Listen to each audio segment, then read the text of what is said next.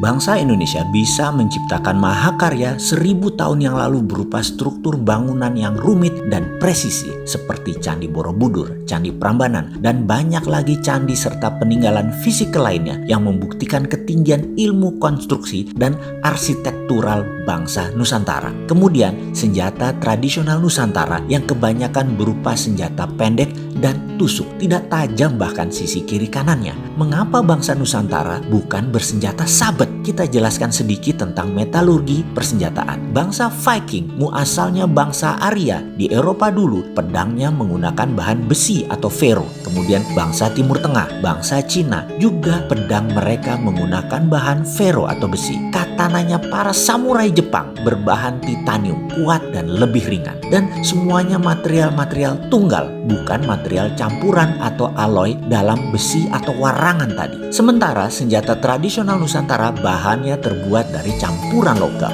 bukan monologam, tapi logam campuran. Ada emas, ada platinum, ada baja, bahkan bisa 9 macam logam dalam keris atau badik atau rencong tadi. Dari mana saya tahu itu semua? Sahabat semua pasti tahu, saya dan kakak saya punya usaha kecil milik keluarga dan memang tidak dibesarkan karena kecintaan kakak saya akan seni aja kita ngutak-ngatik teknologi tadi, teknologi tradisional tentunya. Usaha tersebut menghasilkan litium, sudah 20 tahun berjalan dan kami ekspor ke Jerman dan Inggris. Dari mereka lah pihak Tiongkok, TCC, mengundang kami karena perusahaan kimia terbesar di Cina tersebut ingin litium dari kita yang sudah 2 tahun tidak kami layani permintaan tersebut karena alasan yang tidak bisa kami sebutkan di publik saat ini. Di belakang bengkel kami tersebut ada alat elektrolisis yang berbasis anoda, katoda, pengurai metal. Suatu hari kami gantung keris keluarga tersebut direndam dan dinyalakan listrik tersebut kira-kira 3 minggu lamanya. Apa yang terjadi 3 minggu kemudian? Clean, bersih, terurai. Ada warna kebiruan busa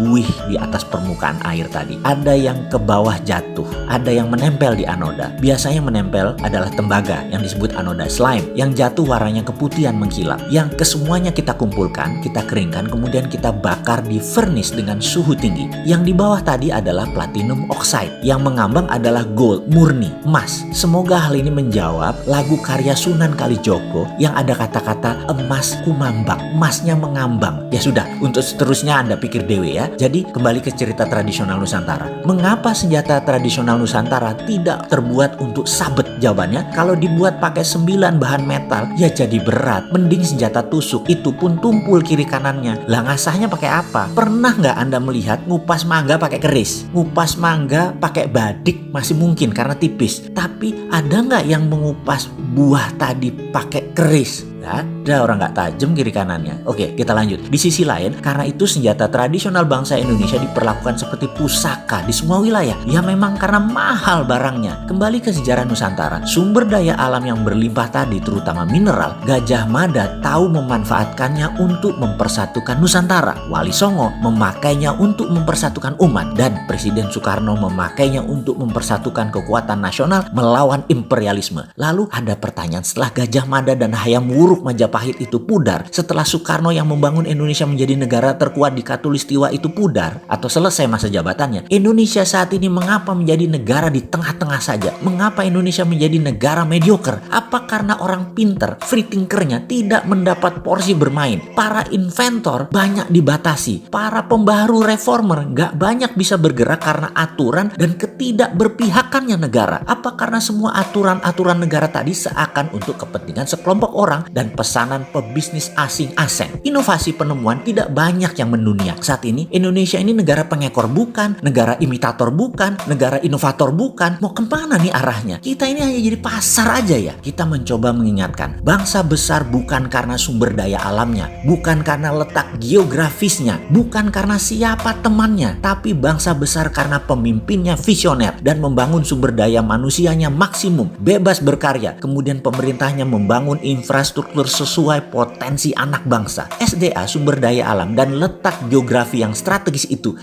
hanya bonus. Jangan terbalik, mentang-mentang sudah punya sumber daya alam yang banyak, punya letak geografis yang strategis, terus jadi sombong. Dunia butuh Indonesia gitu. Tidak begitulah. Who, siapa, lebih penting daripada what atau apa. Saya ingat pesan kakek saya, seorang kiai kampung, berkata, siapa yang kamu kenal lebih menentukan jalan hidupmu daripada apa yang kamu tahu. Siapa Indonesia? Mana revolusi mental yang 6 tahun sudah berjalan ini. Malah terbelah dua bangsa ini sejak 2017 zaman Pilkada Jakarta dan Pilpres. Sampai saat ini luka menganga. Ke depan, maukah kita bantu negara ini selesaikan perbedaan, bangun peradaban, berani mendengar sesuatu yang beda, berani menerima pendapat ilmu lain dari otot pengetahuan yang lain, siap berbeda berdasarkan ilmu, berani lengser seperti staf sus milenial ketika salah, berani tanggung jawab atas seluruh hutang yang diambil atas nama pemerintah ketika nanti sudah tidak menjabat, ternyata anak cucu nggak dapat apa-apa malah nanggung kewajiban besar. Bayi baru merocot saja sudah dibebani hutang 14 juta yang ternyata semua itu tidak sanggup dibayar oleh anak cucu kita. Bener deh, kalau hutang produktif di akhir jabatanmu pasti lunas. Kalau hutang nggak tahu juntrungannya di akhir jabatan malah meludak. Siapa yang mau nanggung? Naik malah jumlah hutangan dan kewajibannya. Pokok dan bunganya naik di akhir jabatan. Siapa yang mau bayari, bos? Partai pendukung, fansmu, buzzer rupiah mau bayarin itu semua. Kok nggak takut ya sama tanggung jawab yang nanti melekat ketika tidak menjabat lagi? Wahai yang terhormat politikus, suatu hari Anda tidak berkuasa lagi karena kalian pasti tergantikan. Kalian nanti tua seperti juga saya nanti. Kalian nanti tidak berguna juga. Kalian dilengserkan juga. Kok nggak takut ya buat keputusan yang memberatkan rakyat? Pejabat-pejabat ini nanti ketika tidak menjabat. Mantan pejabat tertinggi BUMN kemarin buat hutangan haram jadah gedenya. Mana buktinya kalau jadi produktif sekarang? Semua BUMN karya-karya itu berhutang semua saat ini. PLN bahkan 600 triliun hutangnya. Gila, itu aset negara atau perusahaan yang nanggung? Ujung-ujungnya negara yang harus nombokin ini semua. Pejabatnya anjrit, bos-bos BUMN hartanya masih asik, gajinya gede, jamnya bisa miliaran. Mengapa enak-enak nggak nanggung atas keputusan yang dulu kalian buat? Jadi solusinya bagaimana? Mumpung masih panjang masa jabatan, mumpung corona masih dimainkan para globalis, mumpung Trump mau bedil Cina, mumpung Tiongkok kumpulin semua arsenal senjata-senjata ke pantai timur. Begitu saling serang, peluru Tiongkok bisa memusnahkan armada laut Amerika dan peluru Amerika bisa meluluh lantakan kota-kota di timur Tiongkok. Mau si Sontoloyo ini bantu kan? Ada syarat, ganti semua pemain liga utamanya, bos. SDM pengganti dan sistem baru masuk. Bagaimana? Kalau SDM yang masih ada sekarang di liga sekarang ini, kalau strateginya juga masih kayak sekarang ini, ya monggo dilanjut deh.